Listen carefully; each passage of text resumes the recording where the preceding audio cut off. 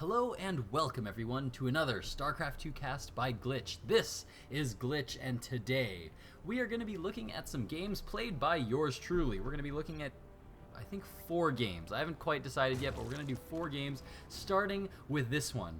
And actually, for this first game, I am not going to be the main attraction of this game.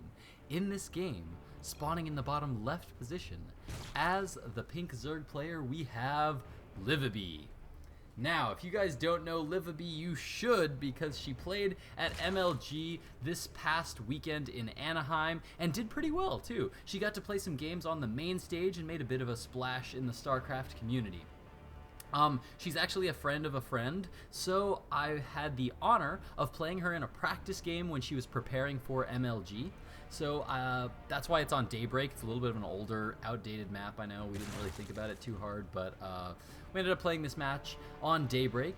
And so you're going to get to see how LiviBee plays and see how I play up against LiviBee, because LiviBee is a very, very good player. She's from Australia, and I believe on EU she Grandmaster on EU. I think she's Grandmaster on EU. She's Masters on NA and Masters on Korea. So she's a really, really, really good player. Much better player than I. So I'm going to be trying my best to go toe-to-toe with LiviBee this game.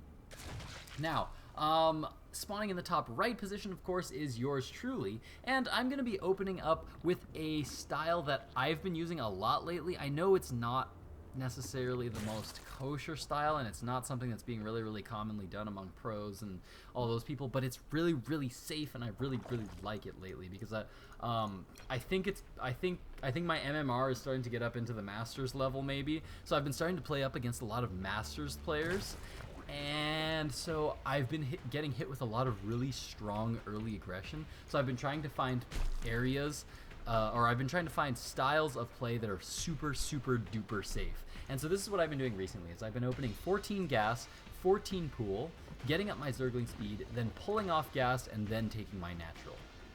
So it's very, very not economic, but it gets me up a lot of map control really, really early on with Zergling speed. And a lot of times, it forces a lot of players to make a lot more lings than they intend to, because they see that I'm not expanding. So as you can see, LiviBee's coming in here right now and seeing that I don't have any base right now. I have no base going down at this natural expansion, so she's going to be a little bit worried that there's going to be some cheese on the way here. So as you can see, she's going to start to produce some lings, only 2 on the way so far here, but she is mining gas. And as you can see, her hatchery is coming up. Notice my hatchery still not even started, but hers is more than halfway done here. So my first lings are now coming out onto the field. My drone is going down quick as it can. Zergling speed has been started, and I'm just mining minerals. Once this goes down, I'm gonna, I think, be throwing guys back into gas pretty shortly after. Second queen being started right away as well, and now LiviBee immediately starting the baiting nest. She's actually skipping over her Zergling speed because she's a little bit nervous that a big Zergling attack might be coming. Now she saw this drone, and there we go, she now sees that my hatchery is going down, so she knows that I'm not going to be completely all in here, but she knows that she needs to be a little bit more safe. And actually, she has 2 Zerglings that ran around my Zerglings somehow. I didn't see them, and they're actually going to get up into my main, and they're going to start to go for some workers, I think. Yeah, they're going to, I think they managed to pick off 1 or 2 workers. And 1 worker goes down, and Eugene overreacts and pulls all of his Zerglings. That was, or all of his drones. That was actually really, really bad by me. You do not want to pull all your drones. I just lost so much mining time by doing that, so that was actually really terrible by me. But I didn't expect to have lings in my main, so I kind of just went back and went, oh god, panic, and I just kind of boxed everything and tried to attack him. So I only lost 1 worker though, so it's not a huge loss. And if we check out the harvester count right now, I'm actually ahead 19 to 18. So this build allows me to get ahead in workers a little bit, but because my hatchery is so delayed that she's actually going to end up getting ahead in the worker count. But this is kind of a common effect that I see of this style that I've been opening. Because this style is not super common, the 14-14, it forces your opponents in, they're not ready for it. So they make a lot more lings and banelings than they really should. and so they end up cutting a lot of drones. So as you can see now, she hasn't had a whole lot of mining on her natural, and now my natural is up and running. So she's gonna start to get ahead, and actually, whoa, I just got way ahead, 26 harvesters to 19 ahead of LiviBee, but she has more lings out on the field, so she's got a little bit of an advantage there in that she's got lings and banelings already out on the field, so she's nice and safe to now drone up as much as she can, and she should have more larvae, seeing as this hatchery has been down longer for her. She's still just mining on one gas here. Neither player has started lair. My baneling nest is coming up now though, and I am mining on gas again, and right now I'm just trying to get up drones at my natural, trying to get up drones, being a little safe, and actually these days I've been going for a third queen as well. Here in this particular game I only get up 2 queens, but these days I've been trying to go for a third queen as well, just because it gets you that early creep spread. Really, really important in this matchup. Used to be that players, back in the earlier days of Wings of Liberty, players would only connect their bases with creep, just so that they can travel around, because of course, you get a speed advantage from moving on creep, but so does your opponent. Your opponent gets the speed advantage too, so if I cover half the map with creep, I get half the map speed advantage, but so does my opponent. So, a lot of players kind of neglected it in the early days of Wings of Liberty, but the kind of unspoken resource, vision is kind of like the most important resource, and you should think of it as a resource. It is definitely a resource in StarCraft 2. You should definitely think of it as a resource. It's something that the more you have of it, the better off you are in the game. So it gives you, spreading creep gives you an opponent, gives your opponent an equal advantage in terms of getting around the map, but it gives you only vision. So it's really, really, really super important. Really, really super important to start getting that. So LiviBee is actually going to do a good job of that. As you can see, she's already starting to spread creep across the map, whereas I have not. I have 1 creep tumor down, but I have not spread it at all yet, so her vision is going to be a little bit better than mine. Now, my gases have gone down, so my gas production is going to be a little bit earlier than hers. Both of us have layers on the way here, and it looks like our layers are about identically timed here. Hers is just slightly behind mine, but the harvester count is favoring her by just a little bit. 38 harvesters. Oh, mine just pumped up to 41 harvesters, so now we're about even on harvesters, so I'm in a pretty good spot at this point in the game. Now, my evolution chamber and Roach Warren has gone down. Spire now going down for me, but Spire going down at almost the exact same time for LiviBee. Both of us just taking that Spire real quick, and as you can see, she's being super defensive here, getting up a couple of evolution chambers and getting up a lot of spine crawlers as well. So now, I've now fully saturated my base. I've got my lings on the watchtower so I can see things coming. I've got overlords in good positions to be able to see any units coming from this direction, and with these lings I can see anything coming from this direction. And now with this overseer, I'm going into the main. This is a little bit late actually. You generally want to go in around the 9-minute mark to go check for this spire, but in this case, we had a little bit of kind of early skirmishes, just a little bit, so it's going to be delayed. The Spire's going to be delayed by just a tad, so 9:30 would be about a reasonable time to go in and check for that Spire. But I go in there, and I see that her Spire is timed almost identically to mine.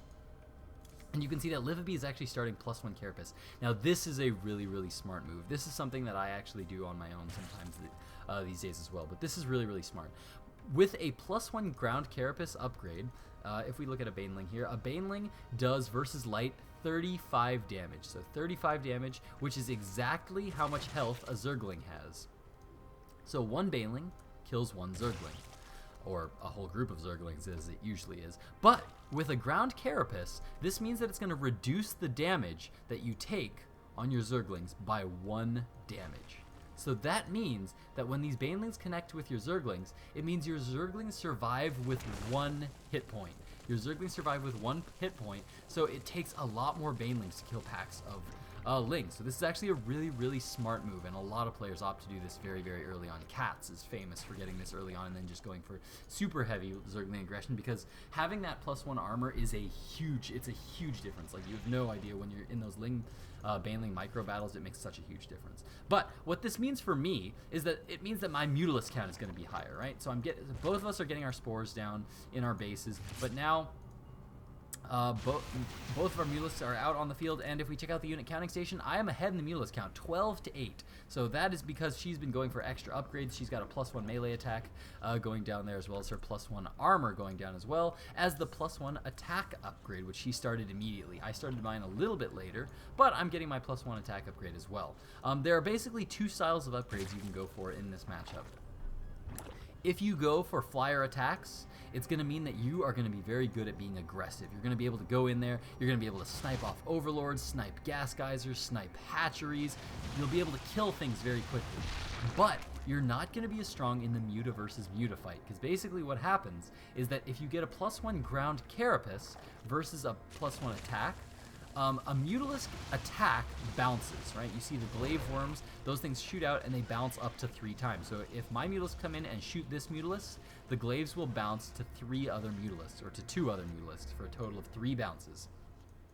So if you have a +1 carapace, it reduces the damage of those bounces by 1 with every Mutalisk it hits. So if you have a huge swarm of Mutalisks or a huge cloud of Mutalisks, then what ends up happening is that the damage of the guy with no armor ends up being drastically reduced. So in the Muta versus Muta fights, it's basically better to have carapace, but in everything else, you want +1 attack. So I opt to go for the +1 attack because I want to try to be really, really aggressive and try to deny gas and all that kind of thing.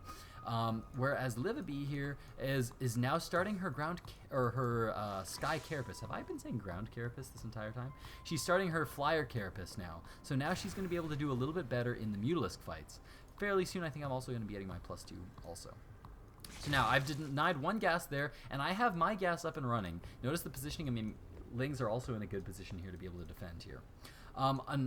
Because gas becomes very, very critical in this matchup. Oh, looks like LiviBee's going to try to split up my army here, actually. She's going to be going for some Lings down here. She's morphing some Banelings here, and in the meantime, she's going into the main with her Mutalisk, and she's going to be picking off that Baneling nest, and that's going to be a huge pick off there for LiviBee, as now I can't make Banelings reactively. I can't make Banelings be able to defend, and I do manage to get 1 Mutalisk kill there, and so my Mutalisk count is starting to do pretty well here. I'm up 21 Mutalisks to 17 here, but now she's starting to move in here with this big Baneling attack here, and that's going to look really, really, really scary. And I have no Banelings of my own to be able to deal with this. And I start to move out, and oh, she could have got a big connection there, but doesn't quite get it. I'm starting to focus these down, and oh, I don't know what exactly happened there. I guess she either detonated them on the Spore Crawler or she manually detonated them, but she didn't get a good hit off with those Banelings, and so now all of my drones managed to live. So now I'm in a good spot. 59 Harvesters to 52. I'm in a fantastic spot there, but her +1 carapace is about to be finishing there, and she is getting up to 3 bases here, and her vision is so much better than mine. Let's check out her vision right now. As you can see, she sees almost half the map. Where if we look on my vision, I see basically this corner of the map and the watchtower, but I assume that she's going to pick that off pretty soon here, because my vision right now is pretty limited. But now it looks like she is going to be coming in here trying to be a little bit aggressive here. I'm trying to be defensive here, and I'm not rebuilding my Baneling nest, and that's actually a huge deal. That's actually a big deal, not rebuilding my Baneling nest. I was also just noticing the placement of these Spore Crawlers. This Spore Crawler placement is a little bit better for zoning out the Mutas, but I tend to more favor this Spore Crawler placement, where I'm putting them kind of behind the mineral line by the gases, because in this matchup, like I was saying earlier, once you go for Muta versus Muta, then this is going to be a huge deal. It becomes just an entire game about gas. Who can get more gas up and who can get more Mutalisks up. So that's what I'm concerned about right now, and so I'm concerned mostly for taking gas, and I don't want to lose my gas. So I'm putting up these Spore Crawlers in a place where they can defend my gas, because to me that's the most important thing to have to defend here. Now these Mutalisks are starting to come in here. She catches a bunch of my Mutalisks off guard there, and now my Mutalisks come in there and start to pick off some of her Mutalisks, and my Mutalisks actually start to split up as some of my Mutalisks are coming down here to the main. Big Baneling hit going off there, but not getting too many workers, and oh no, some of my Mutalisks go off to chase her Mutalisks, so she's going to get 5 Mutalisks there for free, and that's a huge deal. That is such a giant deal, because now she picking off that many Mutalisks, like, it's just going to be It's just huge. It's just huge. One Mutalisk makes a big deal in the Mutacloud fights. One Mutalisk makes a big deal, but 5 is just going to be a big loss. And actually, she's going to be going for my natural, where I'm going to start to go for her main because I want to make sure that she's not taking any 4th bases. I've got some Lings moving around the map here trying to check, but now my Mutalisk is going to be pulling back here to start to defend against this Evolution Chamber. Going to go down here. Wasn't researching anything, though, so not too huge of a loss. She starts to focus on my Roach Form, but decides to get out, and I get a free, looks like 1 Mutalisk kill for me here. And now I'm ahead in the supply. I'm going to force a cancel on this 4th, so I'm going to need to start to get a 4th of my own here pretty soon, because my 3rd's been doing okay here for a while, and now I'm trying to force her back, because I do have the Mutalisk lead right now, 38 to 26, so I'm actually hugely ahead right now, and this is mostly because she's been opting to get upgrades. She's been getting a lot of really good Zergling upgrades, so her Zerglings are going to be much stronger than mine. But I'm going to be able to win the Mutalisk fight here. So that's kind of what I'm opting to go for, whereas she's going to be opting for a style where she's going to... her Zerglings are going to be allowed to run all over the map, do a lot of good counterattack there, and be able to beat the crap out of my Zerglings. I'm just going for just straight up, just strong, high numbers of mutas. So as you can see, that's coming down right now. And now she has opted to go for this +2 Flyer Carapace. This is because I'm going for the... because I'm going for Mutalisk, and she knows that I'm going for this mass Mutalisk style, so she knows eventually there's going to be a big Mutalisk battle. So she's getting a lot of Flyer Carapace so that she can be able to sufficiently defend against it. And once again, I'm going to be going in here, picking off some more units there. I managed to pick off the gas once, managed to pick it off a second time there, and now I'm just going to be getting right on out of there.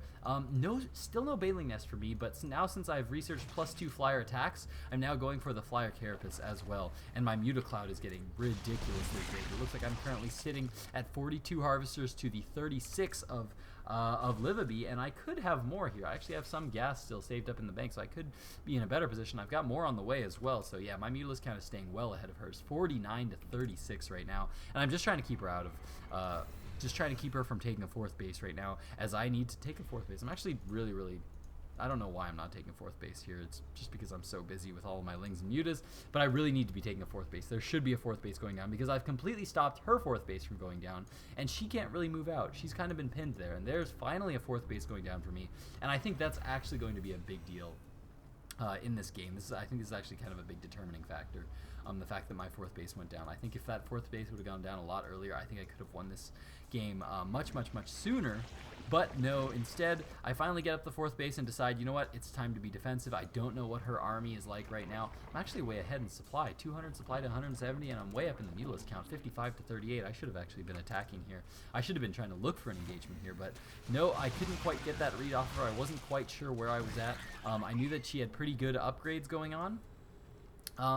And also no Infestation Pit coming down. Once I'm maxed, you should definitely go for the Infestation Pit, throw down the Hive, start to tech up to Ultralisks there as well. Or just some kind of higher tech units, because just having Mutalisks can do you well, but later on you know your opponent is most likely going to get Infestors. And going into the late game, a lot of players will start to get really defensive. Once they have that creep spread where they can just be putting up spores everywhere, they'll start to go for the Infestor play. And there we go. Looks like another cancel is actually going to be forced on that 4th base, and now I'm going to be pulling back here, but her Mutalisk count now is starting to finally get pretty high, maybe starting to get close to mine. Yeah, 53 to 49. And so now I'm getting this 4th base up and running. I'm starting to get up lots of spores, lots of spines, because I want to be nice and defensive down here. Mutalisk continuing to be really aggressive here, but I see that she's moving in here with these Lings. Again, keep note of her. Look at her vision right now. She sees half the map. She sees half the map. Let's go look at my vision. I see like maybe a third of the map, if that. I don't even think I even see a third of the map here. But she does decide to go for a counterattack with these Zerglings here. A couple of Banelings here actually getting left behind. And it looks like I am now going to be pulling back to be able to fight that. And now my Mutalisks are pulling down here to come to have to deal with these Zerglings. And this was actually a big mistake by me, as now all of her Mutalisks are starting to move into my main here. And they're going to start to do a whole lot of damage. They're going to be focusing down that Spore Crawler. One Spore Crawler goes down, two Spore Crawlers go down, one of my gas guys go down, and now she's going for the Spire. And the Spire is going to fall. And now I can't make Mutalisks. What is the current Mutalisk count? 53 to 45. So this is going to be a huge deal. My Mutalisk still being forced to be down here and be very defensive here. I just lost all of my Zerglings. I missed it, but I missed all of my Zerglings. I lost all of my Zerglings there to a Baneling hit, so I'm trying to produce more there. And now she's just going to be coming in here and taking down my lair. So I'm losing my lair, and do I have my Spire on the way? I did start to rebuild my Spire, so nice move there by me starting to rebuild that Spire. But I did lose my lair now, and instead I'm opting to just go for the counterattack here because I realized that I need to take down her Spire, just because I can't have her continuing to make more units. So I do manage to take out her Spire here, but I'm engaging a whole lot of Spore Crawlers, and I'm losing a lot of Mutalisks. 47 Mutalisks to 50 right now, as I've now lost a lot, and oh, her army's coming out now. I do manage to get one nice pickup there, but now I'm just trying to get out of here without losing too much there, and oh, she's trying to deal some good damage to my Mutalisk. I need to get out, because for the first time this game, I'm now down 150, so 148, so I'm losing so many Mutalisks here to that bad turn there by me. You definitely... That can cost you a lot. Now, yeah, look at that. 43 Mutalisk to 56. She now has the Mutalisk advantage, and just like that, that's how delicate these Mutalisk games are, is that now she is just way ahead in the Mutalisk count, and she comes over and starts to focus down some of my Overlords here, and I decide, you know what? I don't know if I can use these Mutalisks to try to absorb some of these hits, but she starts to focus down these Overlords, and so that's when I decide, you know what? She's wasting shots on these Overlords, so I decide to go for the engagement here, but there are just way too many Mutalisk numbers, and look at that. Look at how fast those Mutalisk numbers drop. Even having just a small difference of 4 or 5 Mutalisks means that they end up just crushing through your entire Mutalisk force, and so I am forced to GG out of that game. So I fought as hard as I could, but in the end, LiviBee is able to beat me out, so definitely well played game there by LiviBee. So now we're going to be jumping into some more ladder games played by me, so definitely stick around for that, because I played some really, really good ladder games that I feel really, really good about. So stay tuned, guys. More ladder games coming up from me, GLiTCHStarCraft, in just a moment. Thanks for watching, guys. GLiTCH out.